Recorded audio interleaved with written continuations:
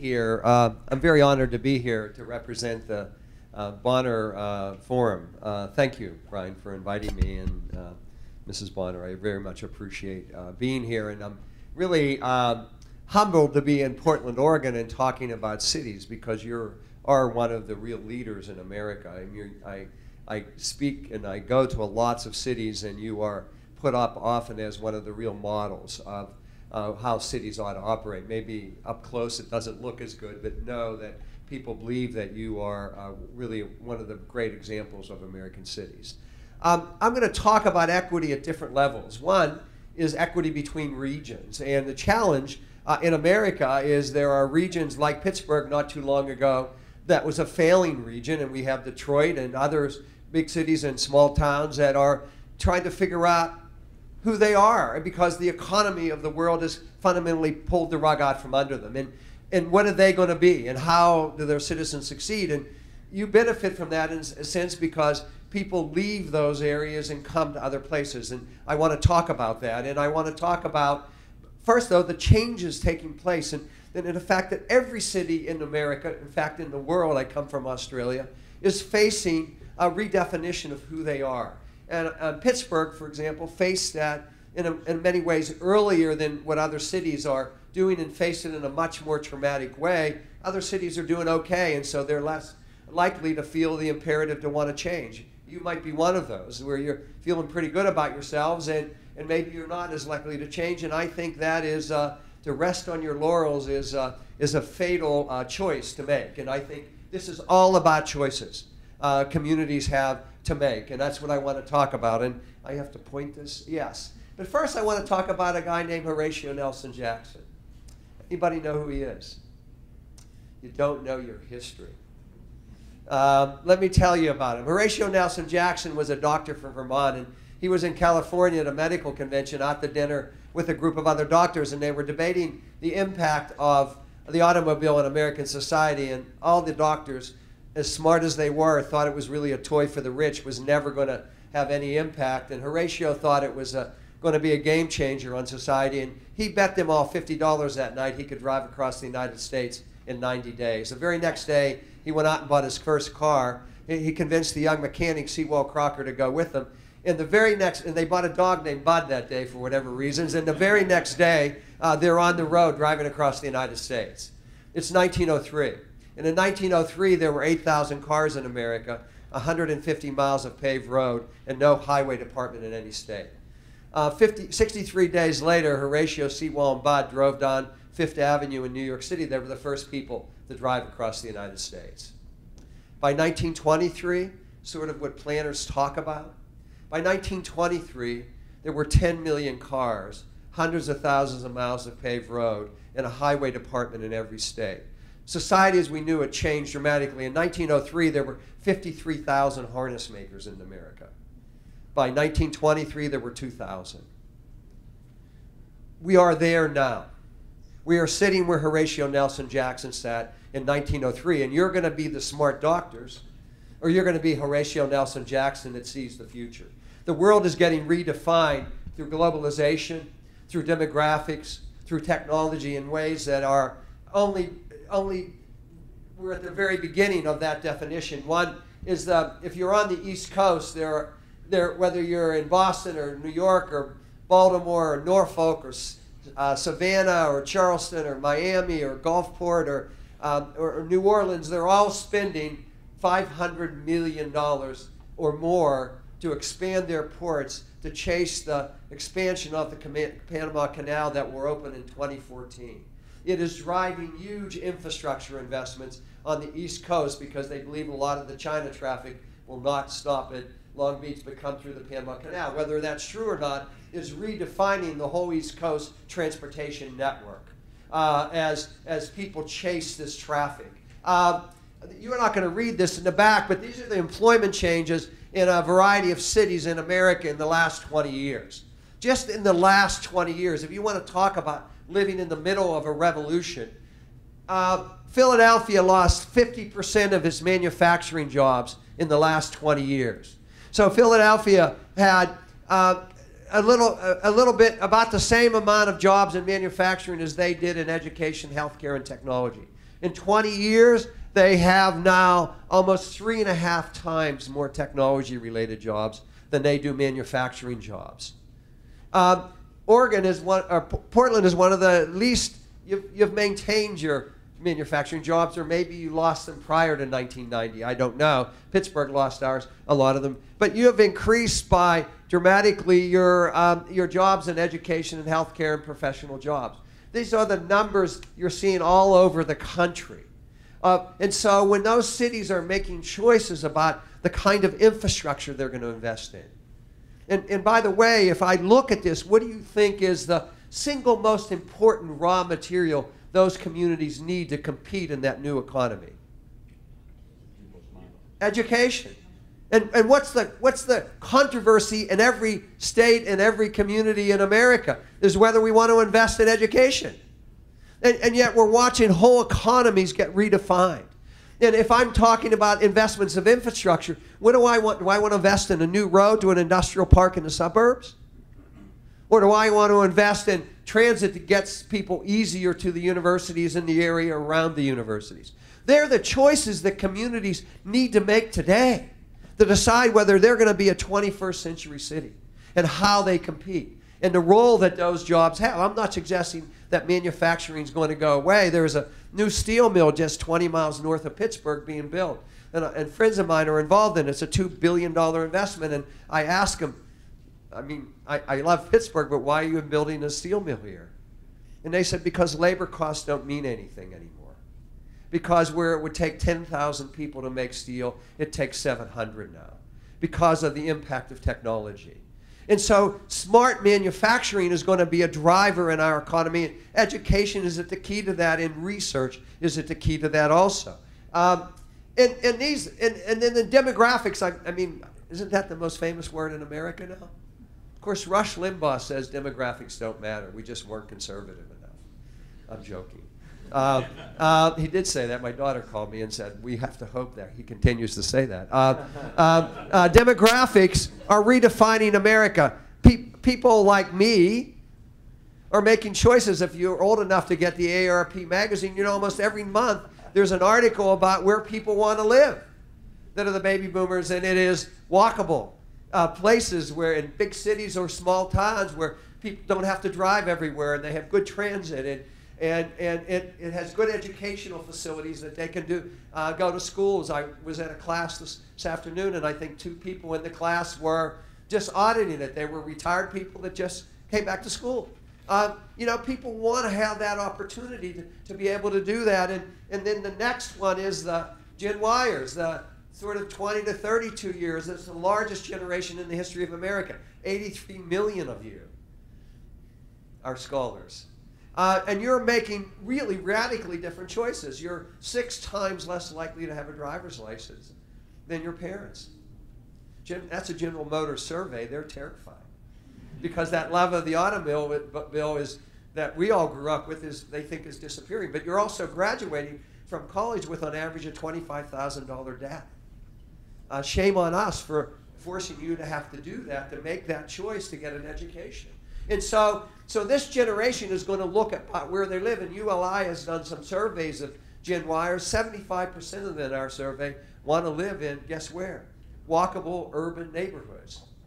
They don't want to have to depend on a car to drive. They don't want that suburban living. They might have grown up there, but their choices are very different. And so this has huge implications for the real estate industry, where, you know, some of you are not going to know who Ozzie and Harriet is. How many don't know who Ozzie and Harriet is? It scares me to death, right? I'm getting old. A lot of you don't. Ozzie and Harriet were TV stars in the 1960s that sort of defined who we were. And, you know, and they were mom and dad, 2 kids, a white picket fence, a car in the driveway, and a house in the suburbs. And they were 75% of the households in America in 1960 fit that image. And today it's less than 30%. And so we are watching just a redefinition of the demographics. And then you add to that the immigration in America that we've been hearing nothing about since the election. And that is redefining what it looks like. And these are the choices prior to the recession, or right in the beginning of the recession. These are these are the choices in housing that people were beginning to make. And so in the 1990s in Chicago, for example, 77% of the building permits issued in metropolitan Chicago in the 1990s were issued in the downtown or the near downtown Chicago, only 7%. By 2008, 45% of the building permits issued in the Chicago metropolitan area were being issued in downtown or near downtown. Chicago, if you've been there, has added 150,000 people to the neighborhoods in the downtown and the surrounding neighborhoods in Chicago. Out by McCormick Place, completely transformed the neighborhood over the last 10 or 15 years. This is happening here. Look at in Portland in the 1990s, 9% of your building permits in your metropolitan area were being issued in the downtown. Look at what has happened, 38%. And people in real estate will say, well, this was just a cycle. It's not a cycle. It's not simply cyclical. This is a fundamental redefinition of what we think of as society in America. And it has huge implications. All the smart real estate people I talked to, when the recession hit, said, oh, the green stuff's going to go away. Nobody's going to be able to afford it. We're not going to think about it again. In fact, through the recession, it accelerated. It now would be hard-pressed to find a Class A office building that's not a certified green building. I, in fact, find very few developers talking about developing anything without talking about it being certified in one way or the other or green. This is not being driven by government regulation. This is being driven by the marketplace. It is not cyclical. It's a fundamental redefinition of how we think about buildings. So I mention all that because I think that what a city aspires to in the 21st century are going to look very different than what a city looked like in the 20th century. And I want to talk a little bit about what I think are the ingredients for a successful 21st century city. The first is about management. And for me, the best example, having been a former mayor, of what good management about is the crime management of New York City. And I just happened to be with Rudy Giuliani in Australia, and he gave a speech there, and I heard him talk about this. And in the late 1980s and early 1990s, the homicide rate in New York City, can you imagine, hit 2,300 people were murdered in 1 year. You might remember the Time magazine had a cover story with a big picture of a rotting apple, the rotting of the Big Apple, because New York City was losing its ability to attract tourists, it was losing companies, and it was losing the confidence of its citizens to want to live there because of this. If cities don't get this right, the basic management, nothing else is going to work. If people don't feel safe on the streets, and so literally, as you can see, in a year, Rudy Giuliani cut that crime rate fivefold, that homicide rate. New York City continues to be the safest city per capita in America. It wasn't that he chased all the bad guys to New Jersey. I mean, some people would accuse him of doing that. It was that he changed how we thought about managing crime. You see it on the television shows now, the Comstat, of how you manage crime in real time and how you get in front of the crime rather than reacting to it.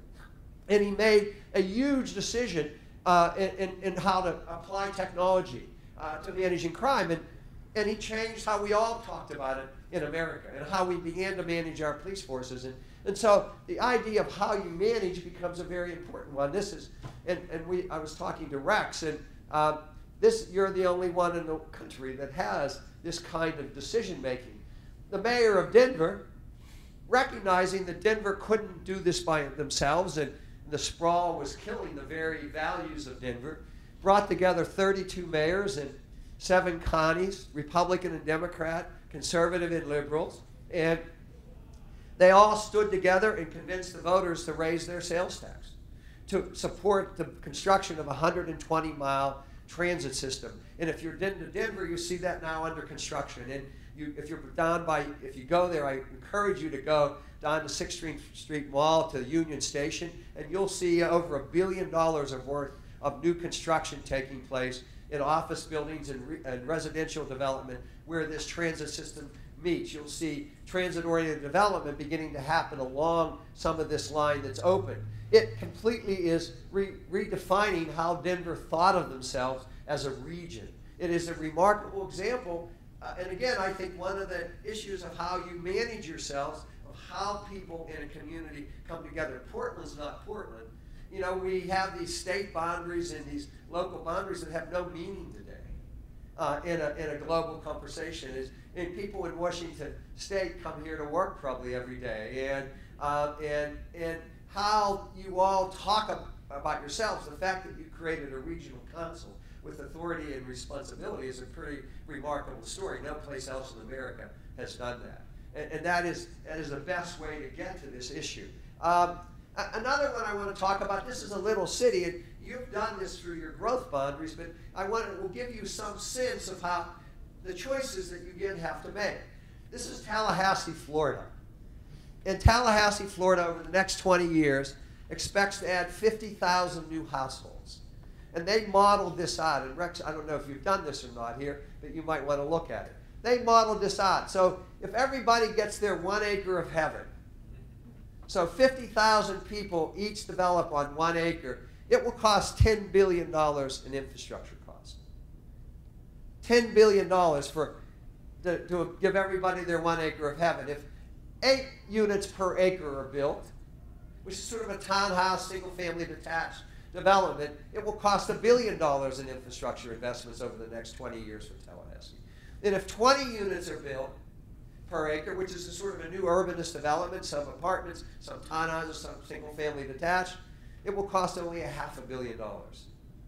That's a choice a community can make today. You made that in part by creating a regional council that thinks about this land use issue. If communities are going to develop without thinking about the connection of transportation, other infrastructure to land use, they will indebt their future, their kids and to make it a very expensive place to live because they will have not thought this through. And so this is an equity issue about how communities make choices to grow and how they want to make their investments. The other thing of a city, this is the Chicago Millennium Park. And if you've been there, you know it is the most visited place in Chicago now. Do you know the history of it? Let me just tell you the story, because this is the kind of choice a community can make too. Mayor Daley, that was a railroad yard, and Mayor Daley wanted to buy the railroad yard when it was abandoned by the railroad and put a 2-story parking garage underneath and cap it with a grass field. And he went to the citizens of Chicago, some of the leading citizens, and he said, would you help us support this? And they said, well, really, if we're going to do this, why would we just do a grass field? Why don't we build something really world-class, spectacular? And so what Mayor Daley envisioned as a $50 million cost went to $500 million, most of it raised from the civic leadership of Chicago.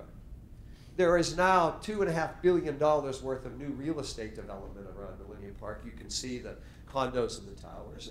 It is the most visited place in Chicago. It's a choice. A community can be an it'll-do community. Say, you know, that's the best we can do, that's all we can afford. Or it can decide to reach for the stars and be world-class. And that's what the citizens of Chicago challenged the mayor to do with Millennium Park. Every city, every citizen ought to challenge its leadership to not think incrementally, but to think strategically about how you build a world-class city. And that's part of the challenge. This is about the education. I don't need to. The top green line are people over the last 3 years that have college educations, have added a significant number of jobs during the recession in this recovery. The red line are people that have a 2-year degree. In the blue line are people that don't have a degree beyond high school. And this is the choices that communities make and how they support children and young people to support themselves in doing that. It would be, you know, it is the single most important investment a community can make in equity, is positioning their kids to compete in this economy. And this is these are, I won't ask you to look at them, these are the changes in educational attainment over the last 20 years by some cities. You're doing okay. You know, Pittsburgh got ahead of you in the number of, the percentage of high school graduates.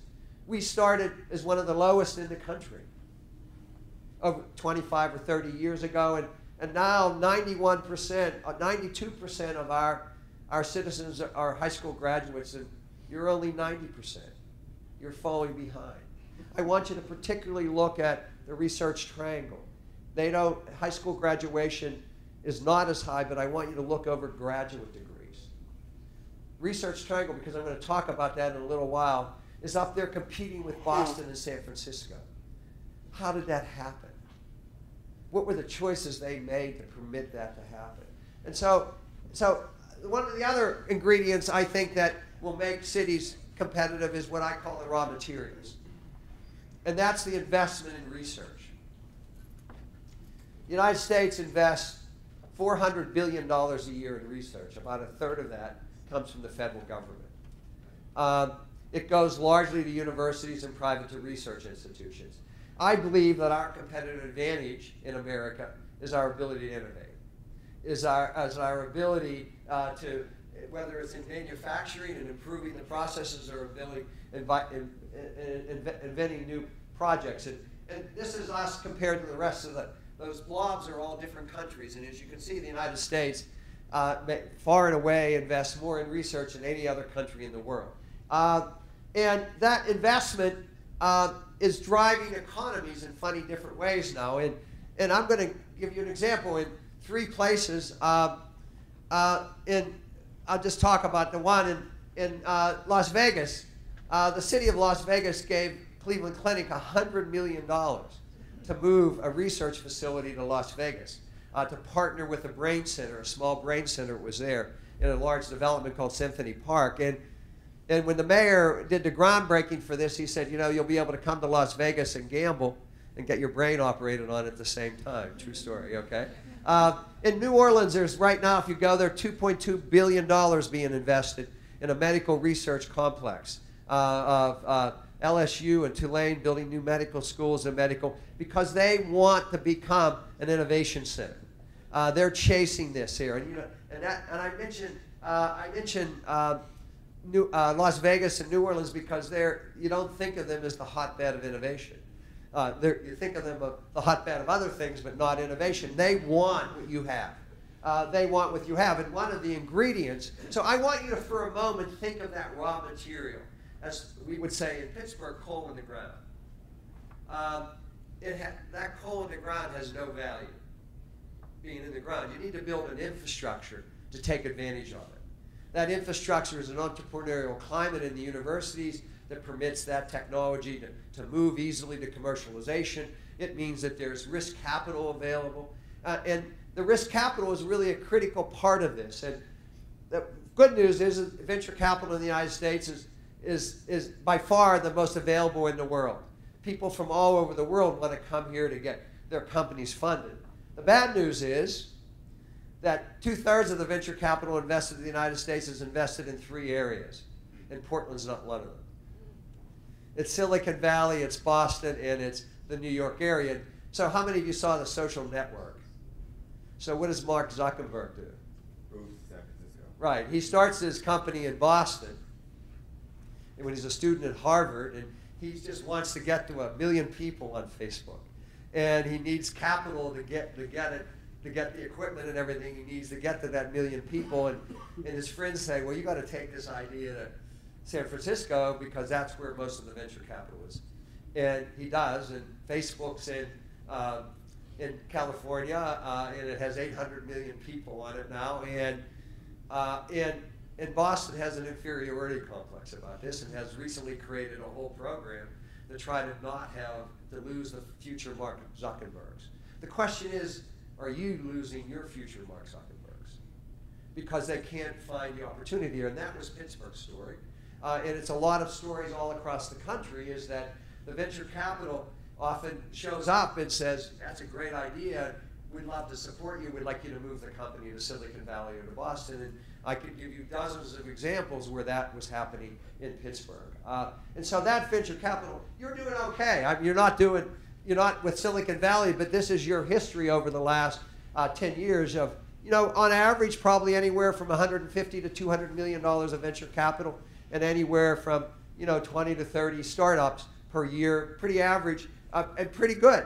And when I talk about that relationship to the universities, maybe only 15 to 20% of the startups in your community are going to come out of the universities, but it's going to create a climate of people wanting to invest, and it creates an infrastructure. The university is a big driver of that.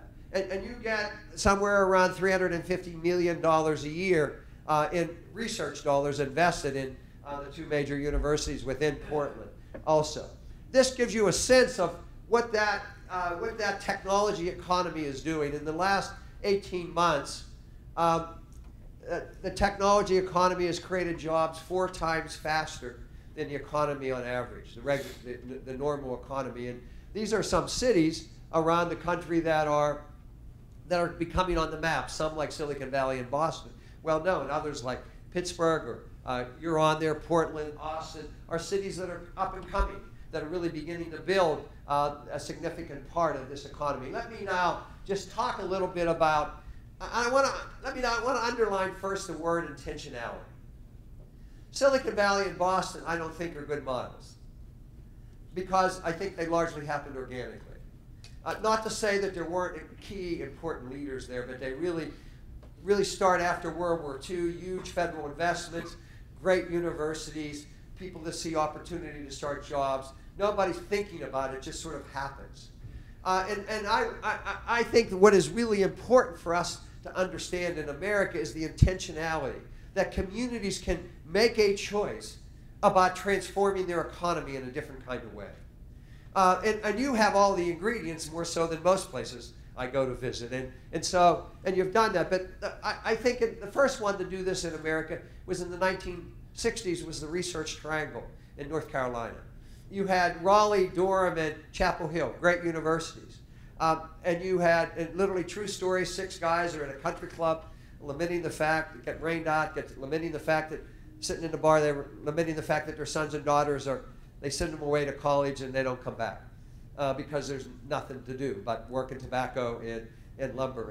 And so those 6 guys went and bought 7,000 acres of property, old tobacco fields between Raleigh, Durham, and Chapel Hill, and created what we now know as the Research Triangle, where there is 40,000 people working, the highest per capita and the highest per capita education and income in the country. It transformed completely. They partnered with the universities and with the government officials. It continues to be driven by a nonprofit organization, and it transformed the economy of that region in a remarkable way. If you go there, you'll see it. It's remarkable what has happened there. Down the road a ways in San Diego, if you've been in San Diego in the 60s and 70s, you remember it as a sleepy naval town. The mayor, the leadership of the mayor, the business leadership, working with the university system in California when it was healthy, convinced the university regents to invest heavily in an engineering school in San Diego. And out of that has spun out Qualcomm and hundreds of other companies. San Diego, in the last 30 years, has become the 6th biggest technology economy in the country. It's a remarkable story of transformation, moving from the Navy, still the biggest employer. Technology is the 2nd largest employer in that economy. Johns Hopkins in Baltimore is the recipient of the largest amount of research dollars in the country. $1.8 billion a year on average they get. They do a dismal job of creating value from that. They create, University of San Francisco creates 10 times more companies a year than Baltimore, because they have not historically had a culture of entrepreneurship and innovation. They have innovation going on, but commercialization they didn't do. They are working with a private developer, Surrey Forest City Development, that have built now several buildings adjacent to the Johns Hopkins University to begin to try to do that transformation. are beginning to move towards how do you create Baltimore not just as a port city and a tourist city, but an innovation city. And they have the raw materials, which is, historically have never taken advantage of. Central Florida, you think, when I say Orlando, what do you think about? Disney World, right? And what if you go just east of the Orlando airport, there was a developer around thousands of acres there, and Jeb Bush, when he was governor of Florida, committed $300 million to attract the Burnham Research Facility from La Jolla, California, to build a facility in what is called Central City. The developer donated 600 acres of land to build what is now called Medical City, where there's a medical school, several hospitals, a major research facility, and not 5,000, but now 15,000 jobs have been created there in the last 7 years. Technology-related jobs. So it's redefining Orlando in a different kind of way. Finally, let me talk to you about another city that underwent a transformation. By the way, I want to point out that Rex is one of our failures. Rex here is your consul. He's one of our failures because he left Pittsburgh. And what Rex did, 500,000 other people did. This is about equity, regional equity. Between 1970 and 1990, 500,000 people left Pittsburgh. We had a population, a regional population of 2.7 million. In 20 years, it dropped to 2.2 million. Because people couldn't see, people like Rex, and his whole family, 7 of them, he told me, all left. It came to Portland, by the way, every one of them. So I'm mad at you all. They all left because they couldn't see a future for themselves in Pittsburgh. We were collapsing. We were defined by the steel industry. And 70% of the steel made in the United States was made in Pittsburgh during World War II. My father worked in a steel mill for 51 years. And there was a bridge we call the Hot Metal Bridge where he would tell me when I was growing up, you know, that bridge is the most strategic bridge in America. 25% of the steel made in America every day comes across that bridge. In 20 years, it all disappeared. It was a tragedy. So the people that were leaving were young people, couldn't see a future, weren't going to work in the mill, went all over the country. That's why we have so many Steeler fans everywhere, because they left Pittsburgh. And I bet there's a Steeler bar here in Portland somewhere. And I'm getting some nods there, right? And so we were faced with a city that was one of the most environmentally degraded places in America, a legacy of 100 years of heavy industrial development, and a challenge of how we transform that in a city that was declining in a really rapid way in terms of losing population and disinvestment in the city. Corporations were making choices not to want to live there. And I became mayor in 1994. I was in the legislature prior to that, and so I was grappling with this whole economic change. And it's a very difficult and contentious issue because you have people that can't see what the future is going to look like, and they're leaving. You have others that just want to hold on to what was there, even though it's disappearing very quickly. And so it's a very difficult challenge to begin to talk about Pittsburgh. Let me just say, Pittsburgh was once known as hell with a live hell. It was ranked as one of the most environmentally degraded cities in America 30 years ago. The Economist magazine and Forbes magazine this year have ranked Pittsburgh as the most livable city in America. I was just in Australia, it was mentioned, in Melbourne, and Melbourne's ranked as the most livable city in the world in the same magazine. And I want to say that to you because Pittsburgh, though it's ranked #1 in America, is the 39th city in the world, which says something about American cities and however they measure this, okay? And so I wouldn't ever suggest that Pittsburgh should be ranked ahead of Portland, but the fact that we did this remarkable transformation, how did that happen? It was really around how the city, the universities, and the civic leadership and the business leadership came together to shape a different vision for Pittsburgh than what existed. It was probably one of the most remarkable transformations of any city. And so this is an example. This is Southside Works. This is where my father worked for 51 years. It was a steel mill. And we did this. When I became mayor, I had a choice. This is one of those choices. I could manage decline, and Pittsburgh was declining. We were losing 20 to 30,000 people a year and losing jobs. Or I could take some huge risk and try to make Pittsburgh a city where people would think about wanting to live and invest. In this city, we're flat broke as a city. Imagine losing half your population. You could spend all your money, the money that you have, just tearing houses down and stopping kids from shooting each other. But if you do that, nothing changes. You're like the hamster on the wheel. You're going to stay in place, and staying in place in a 50-year trend of decline, sort of managing decline, is not a good choice. And so we made a very difficult decision to take some money out of our operating budget. It was huge fights within my new administration and the community at large about shifting money to buy. So the first year I became mayor, we bought 1,500 acres of steel mills. The first time I ran for re-election, 4 years later, my opponent had pictures of all these old steel mills that we bought, saying the mayor's wasted your money buying all those when we could have hired more police. Every city has that choice. And I believe that cities need to recognize they need to invest to be well managed, but they also need to invest in the future.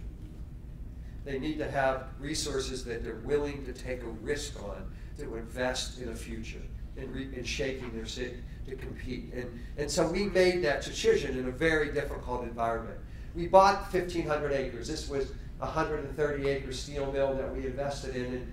And you can see we invested $130 million in dealing with it. I mean, think about this. In a declining economy, in a huge population loss every year, I'm going to a developer and say, hey, I want you to invest in an old steel mill and build housing or retail or commercial. And they're looking at like, you're nuts. I'd rather go buy a farm out in the country, which you can't do here, I guess, and develop it.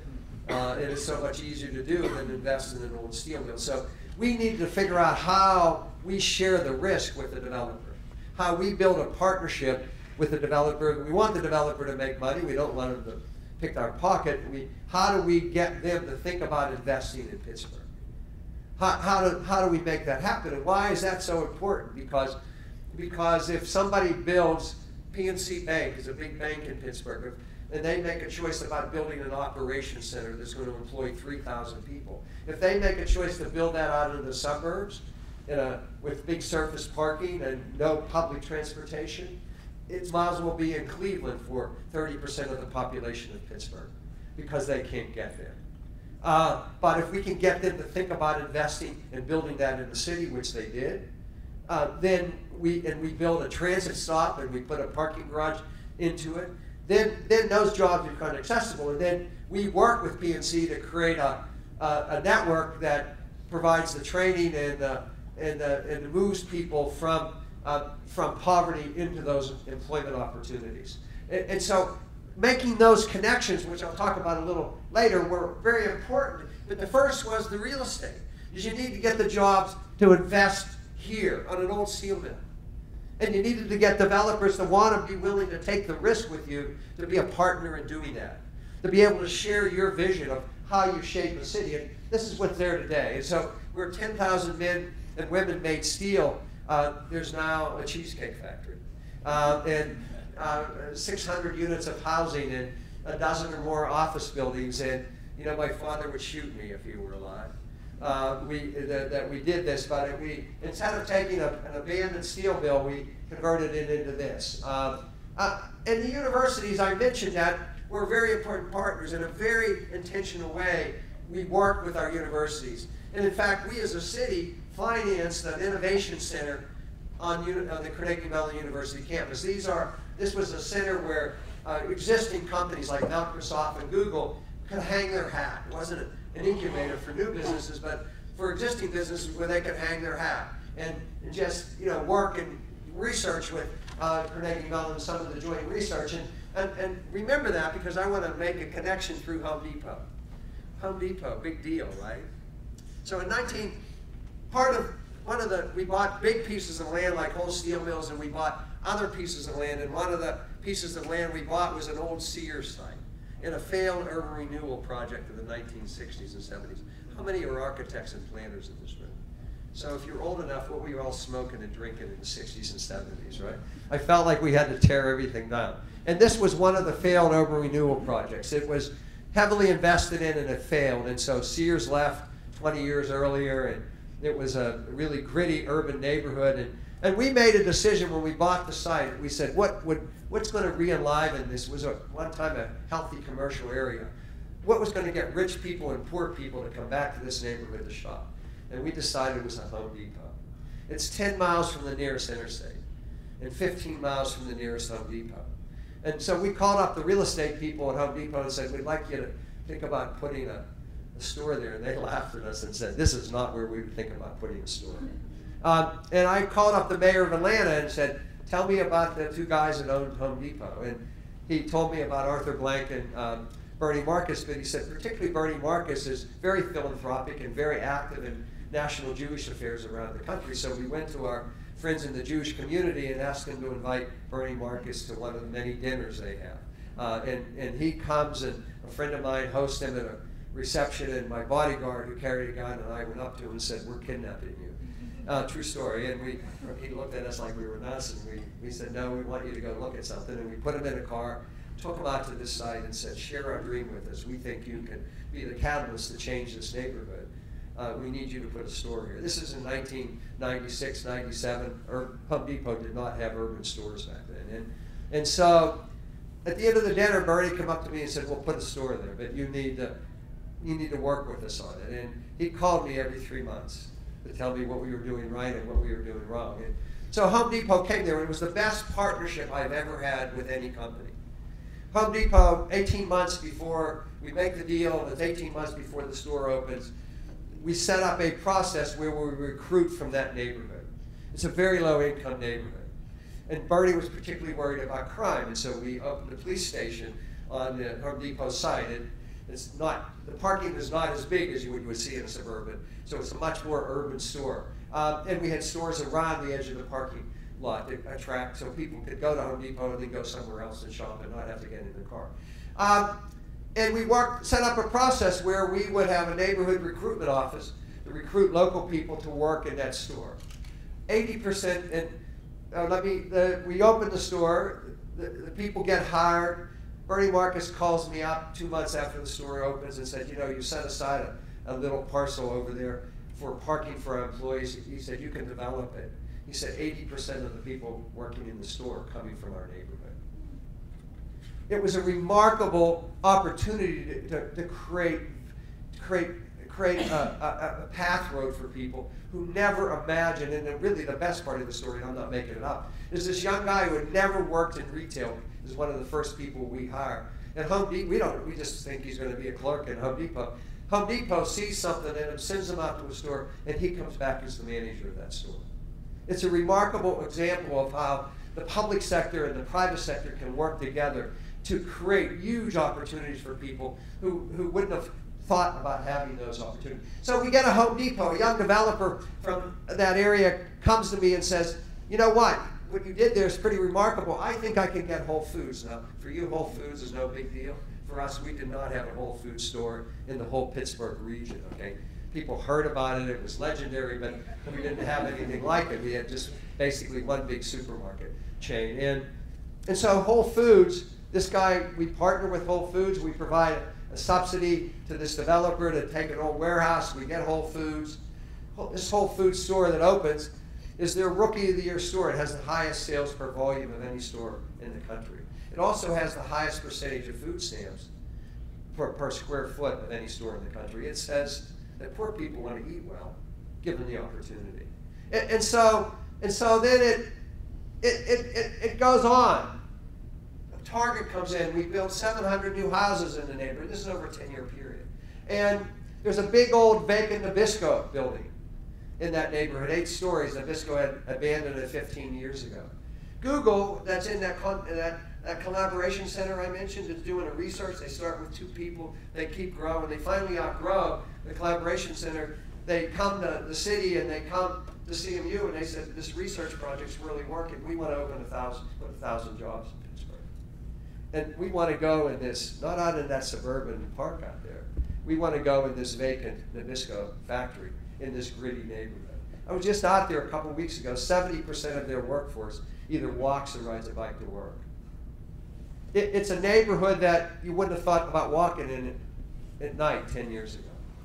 And now is this thriving neighborhood. It's about how you build those partnerships, how you're willing to share the risk on a vision of what you want to do. In a city that was falling apart and was declining. And so just let me end on a few principles. The one is, it's about leadership. It's about people willing to take a risk on a dream. And building strategic partnerships about how you do that. I want to just tell you a quick story. My wife and I, many years ago, were in the Peace Corps. And we were up the Paraguay River, a 3-day boat ride, up from Asuncion, up the river, away from any other towns. And we spoke Spanish, and a few miles through the jungle was Brazil, and they spoke Portuguese. And around us were a variety of Indian tribes that spoke different languages. And the enduring lesson we learned was that the most powerful person in the town wasn't the one with all the guns or all the money. It was the person who spoke all the languages. When we came back to the United States, we realized that we're the same way. We're divided by race and by class, by where we work, by ethnic origin, and really the most valuable person in a society today, I believe in our society, is people I call translators, that can articulate a vision that people can see a place for themselves. When Rex lived in Pittsburgh with his family, there was nobody that articulated a vision that said, Rex, stay with us because we have a future here. And that's the challenge in American society, is that for so many people, we're not articulating that vision of how they fit into a society that's getting turned upside down. In every city, and whole regions, as I mentioned, are doing that. So that leadership, the willingness to take risks, to not simply rush down to the lowest common denominator, but to get people to challenge them to think bigger about what their role is and how they shape opportunity. The other is, what's the vision? You know, I went to hundreds of neighborhood meetings, and a lot of you probably have been there, and there was always 100 people saying, we can't do this. It costs too much. Always, we can't afford it. It's the wrong color. It's the wrong place. And we ought not to build it now. And you got to listen, and you got to understand that at the end of the day, if you're going to just maintain the status quo, nothing changes. And I worry in much of American politics is that elected officials, the safest place they want to be is in the planning process, because then they don't need to make a decision. So when somebody comes to me, and when an elected official says, oh, we'll study that, or we'll create a planning process, or we'll create a coalition to work on it, tell me the time, and tell me what you want to see happen. Not to say that you're going to impose that, but create a vision of what you want to do. And that there's a fine line there between community participation and leadership. And I think too many politicians are prepared to abdicate leadership under the banner of community participation. And I think that's part of the struggle going on in America right now, of trying to figure out how we invest in the future in a country that is desperately in need of that. Institutional capacity, and it's about a number of you. I was a mayor, and I could articulate to a group of people our vision. If you asked me to get you there, you'd be lost. I had really smart people, starting with a planning director. When I first got elected mayor, I was just happy if somebody would call me up to talk about wanting to invest in Pittsburgh. I could have cared less what it looked like. I could have cared less where it was. And I had a planning director that says, if we're going to build something, let's build something world class. We could have built a convention center that would have just been a convention center. I had a foundation community and planning directors that said, let's do an international competition and require this building to be a green building. In 1996 and 7, I didn't even know what that meant. And most people didn't. But they were people that understood the future. that understood that we needed to reach rather than get to the lowest common denominator very quickly. And that's the challenge that communities have. You need that institutional capacity. So when a developer came to me and said, Mayor, I have a great idea for you I want to invest in, I would say, with all due respect, you tell me why it's a great idea for you. I'll decide whether it's a great idea for us. My team will. And then if our self-interests come together, we'll make the investment. But it assumes that the city clearly understands its value structure of what it wants and what it wants to be, and whether this, and so many cities get trapped into doing transactions. So developer A comes and says, I want to build on this piece of property. And the city responds to that through zoning or maybe incentives or a variety of other. And there needs to be a grown-up in the room that says, in what context does that fit? What's the strategy? How catalytic is it? What's it going to change? And that conversation happens only if a city is clear on what its value structure is. And understand, we're a city that, was polluted and had no access to our riverfronts, and we created a value structure that said, we're going to invest. And I had to go to people and say, we'd love for you to invest in Pittsburgh, but you can't put your building right on the riverfront because we're going to have a 25-mile continuous park. And they said, well, we're going to move then if you don't do that. Because they couldn't see the value of that park. But by the time we sort of negotiated and we got the park, and they were building their building 100 feet off the river, they were putting locker rooms in for their employees, and they were putting their cafeteria on the trail with tables outside to take advantage of this new green space. But they hadn't thought about it when they designed the building because everybody's back was turned to the rivers in Pittsburgh. It's all about creating that value where people see a place for themselves. And then I talked about financing. This is a huge risk, and no city has any money. But I'm going to say something to you. Every city has money. I was with the mayor of Philadelphia a month or so ago, and he was saying, how did you do all this in Pittsburgh? We have this big industrial site, and we'd love to do something with it, but I don't have any money. And I said, Mayor, what's your budget? And the budget of Philadelphia is over $1 billion a year. I said, you have money. It's a question of how important of a priority it is. And that's a choice that every city can make. It's a question of whether you're going to spend all your resources today or whether you're going to take some of them and invest them in the future. And that's a challenge that I think cities need to understand, and they need to articulate that to their voters, that we need to invest in our future. We can't just saying that we just have enough money to do today. I mentioned education. I don't want to talk. It's the single most important investment any community can make, and I'm talking about K through graduate school. Is it a city that makes this, recognizes this is your single most competitive advantage, and historically you have, as a city, will be successful. And the final is the design issue. Is if you're going to build something, it needs to be seen in the context of a great city, a world-class city. You've done, you're legendary in taking the highway off the river. That was a decision that created huge value for your city. I was there this morning, down along that river. It was packed. I figured, who's working? And what, you have a holiday today? It was so crowded, right? People love it, and it creates value. And we watched the same thing happen in Pittsburgh, where we had no riverfront access. And now if you tried to take our riverfront park away, there'd be a revolution. And nobody would think about trying to build right on the riverfront now and not leave the park there. And so that happens because people see the future, and they are willing to invest in it, and they're willing to do high quality design that's going to define the value structure of your community. And so we are a city, when Horatio Nelson Jackson said, we are at a moment in time when it's not just a cyclical bump in the road that we face with the recession, but a fundamental redefinition of society. I believe that. We're seeing it play out every day. And cities that understand that and begin to make the choices to invest in not what they were, but what they can become based on their opportunities, like the universities, like the rivers that people have, or the waterfronts, and how you get access to them, to the educational system, and how you bring people into that conversation at all levels of society will determine whether that cities will be successful or not. And so, you start with a remarkable base. You have the most livable city in America.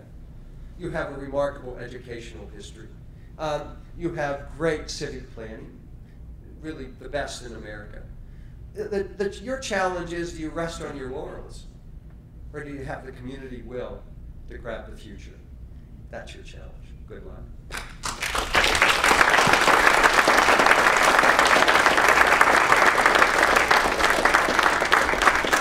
Okay, so we have time for a few questions, and Matthew Gephardt, who was instrumental in organizing this. Matthew, why don't you start us off with the first question? All right, well, I'll try and make it brief here, but you talked about trying to prioritize. Oh, thank you. So you talked about priorities and communities selecting their priorities, and one of the things that Ethan mentioned early on was Ernie Bonner sort of challenging us to consider equity as one of our key priorities, right? And I have a great quote from him that I pulled out about, in the context of limited resources, first and priority attention should be given to the task of promoting wider choices for those individuals and groups who have few, if any, choices. And so I wonder, in terms of considering that as one of our core goals, how does that work with making choices in terms of trade-offs, in terms of investing in large infrastructure projects versus, what's necessary in neighborhoods and the infrastructure in neighborhoods? So I would just pose that as a question. Well, I'm glad you asked, Matthew. First thing I did when I became mayor was made myself chairman of our public housing authority. In Pittsburgh, we have the 6th largest public housing authority in the country. So we have over 20,000 units of public housing. Almost 13% of the population of Pittsburgh lived in public housing. Public housing, as probably is true in Portland, was in Pittsburgh the very worst places to live. I happen to live a couple blocks from a large public housing project. And you lived in one that we tore down. And I did that. And I'm the only mayor that the U.S. Conference of Mayors is aware of that ever did it, and I know why. After having been there for 6 years, is that you don't make any friends. The people that live in public housing or the lowest income people in your community and have no place to go and don't trust government. So anything that you're going to suggest to them, they are not going to like, particularly if you're talking about tearing their communities down. And the people in surrounding neighborhoods don't like those people and don't want them to move into their neighborhoods. And yet, I believe that with 12 or 13% of the population of Pittsburgh stuck in really communities, I'm talking about large communities, 1,700 units, 5,000 people living in some of them, that with a whole culture of poverty, that you're not going to be successful at making the city change. And so we made a decision to engage, this before Hope 6, that Hope 6 came along and we tore down almost 6,500 units of public housing, and we rebuilt whole communities of thousands, about the same number of both affordable, low income, and market rate housing. We got a lot of awards for HUD from it, but we didn't get much support from our community. And part of the deal as citizens, as the public housing residents first didn't trust us and had chairs thrown at me and hung an effigy, and we really had some and this is about institutional capacity, some really smart people. And one of our scholars is working as a community builder in a public housing community of building the trust. Once we got that trust and the citizens of public housing supported the change, and then they saw in the first one we did the new buildings being built and an opportunity for themselves, we had lots of advocates for it. But part of the deal is that we want you to be moving to something. We want you to be educating yourself or moving to work, and we'll figure out how to help you. And so when I mentioned PNC Bank and the relationship we created with them to train people to move them into the employment that was being created in the back office operations, most of that came out of public housing residents that we were working with. And so it's about taking things that often in government are siloed, the real estate, and the job training, and the transportation, and a couple of other things that often aren't connected. And so PNC Bank is building a new operations center, and the people that live in public housing, by and large, don't know it's there, don't get connected to it in an easy way, and so you don't make the connection. And so we worked very hard to figure out how you build those relationships. So we had a redevelopment authority. My chief of staff was chairman of the redevelopment authority. I was chairman of the housing authority, and we met every week. And we required our department directors to be there every week, and we talked about how we build these systems. So when the money's there, every city through the Workforce Investment Board gets huge amounts of money for training right now, today. You're all getting, Portland is getting millions of dollars for training.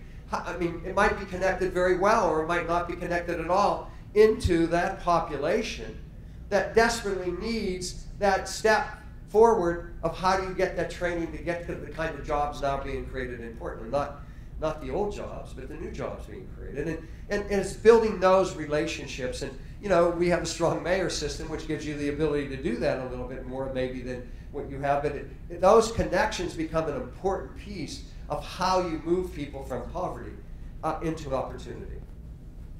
Okay, great.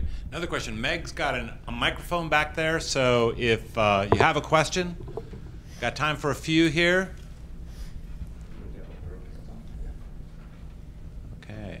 Well, it looks like we've got the questions. I want to thank one over here. Yep. Looking at the, Oh, Charles, can you speak into the microphone, please? just looking at the slide about innovation and the large lead that the United States has in innovation, to what extent is that due to the fact that we have high levels of inequality between wealth and poverty? The fact that you have a lot of money to invest means that a lot of rich people have a lot of money. So that's a question of equity there. Well, that's the huge equity question, and that I think the disparity that's happening there.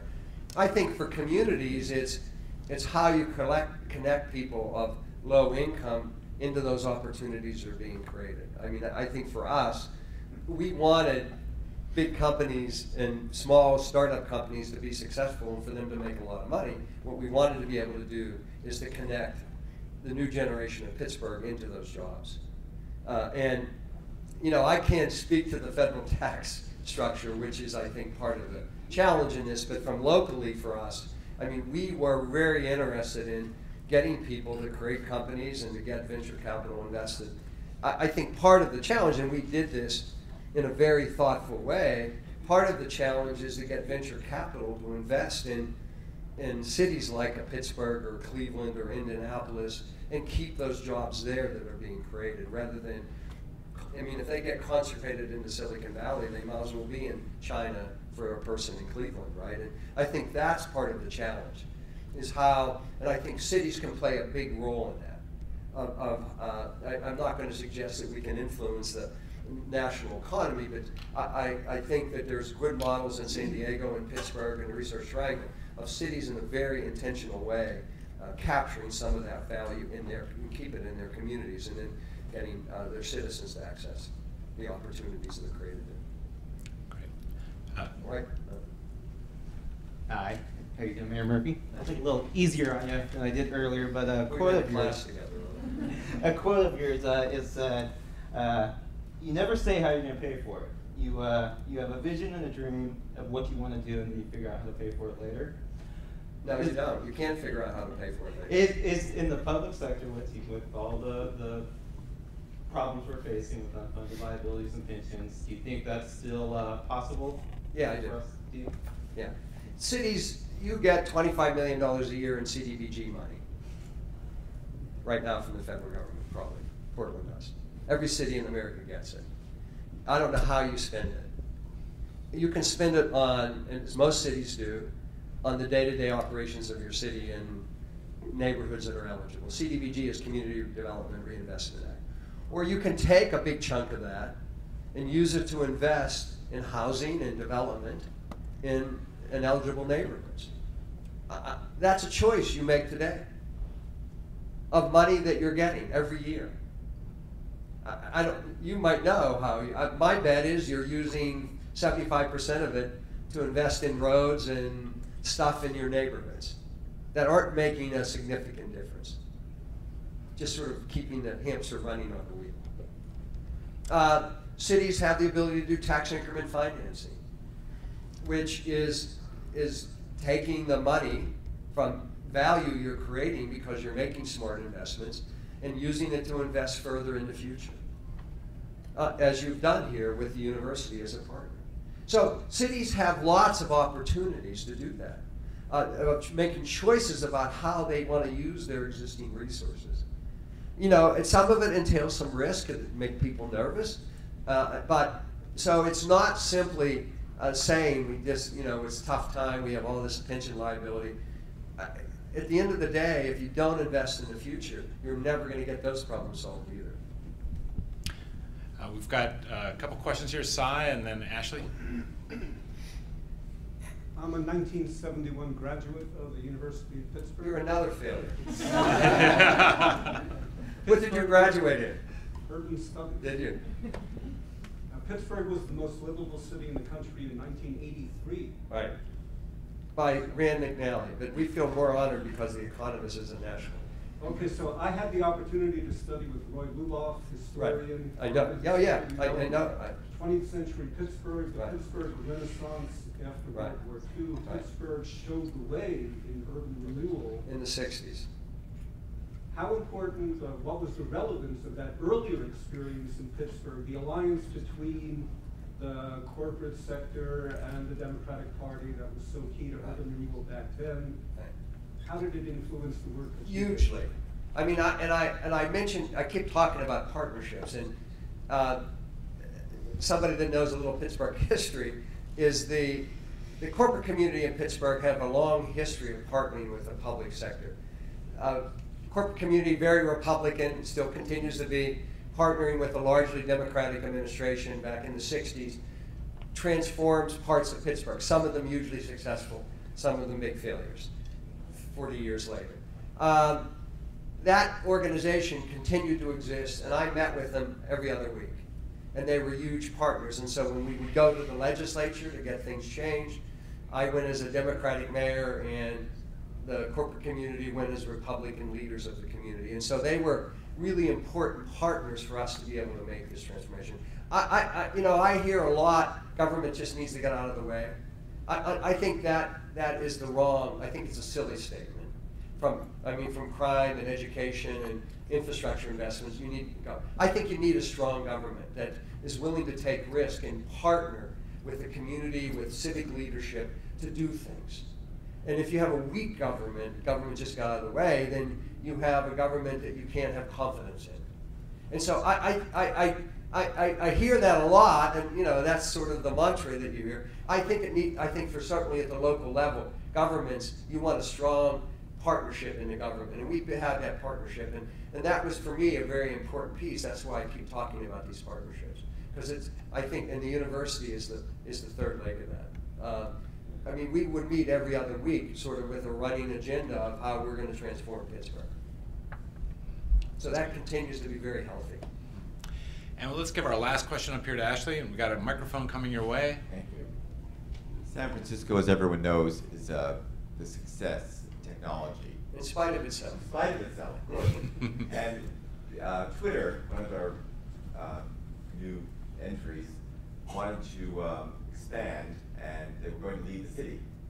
So the city went back to them and said, if you move your headquarters to Mid-Market, which is a rather depressed part of the city, it's a 4-block stretch of Market Street that abuts the Tenderloin, which has never recovered, never gotten any better. They said, if you move there, we'll remove the odious payroll tax from your company. And it's created a movement where Airbnb has moved there, Square has moved there. So all of these companies are able to move to this particular part of the city, and it's a win-win. So that is an entrepreneurial city. Yeah. That's a city that is as entrepreneurial as Twitter is entrepreneurial, in the sense of saying, we will do something because we have a value. We want to see this neighborhood revitalize itself, and we believe you can be the catalyst, and it's worth this much for us. That decision was not a transaction, it was catalytic. It was strategic, and that's how cities need to act. And you don't think of San Francisco as acting like that. Typically, you Wells think of Fargo wants it too. This is the lesson I would have, is that, and I watch a lot of cities fall in this trap, is that they do create that, And then the next one in says, well, we want to do it too. So I don't know this particular one. So Twitter goes, it's catalytic. The market has changed. It's healthy. And now another company wants to go there and says, I want the same deal. If I were mayor, I would say we don't need the same deal now because the market's working. You know, I watch Baltimore as an example. Anybody that's going to invest in downtown Baltimore gets a tax increment deal.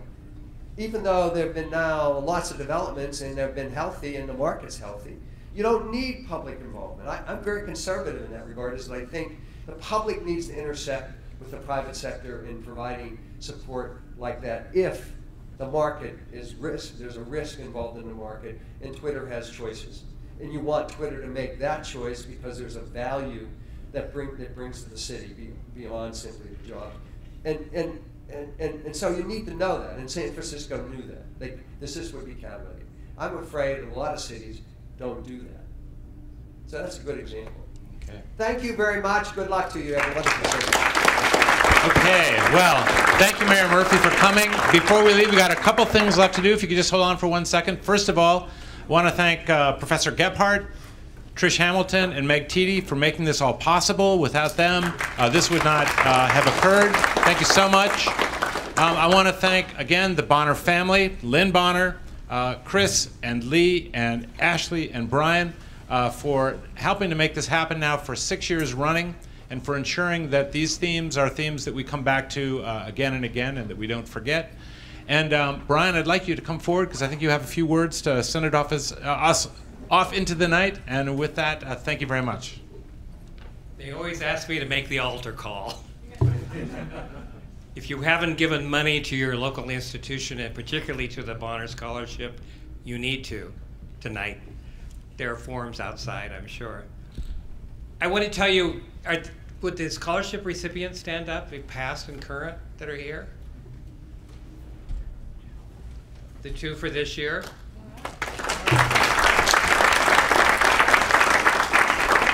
So I want to tell you briefly what we told them, and it goes in with choices and your challenge.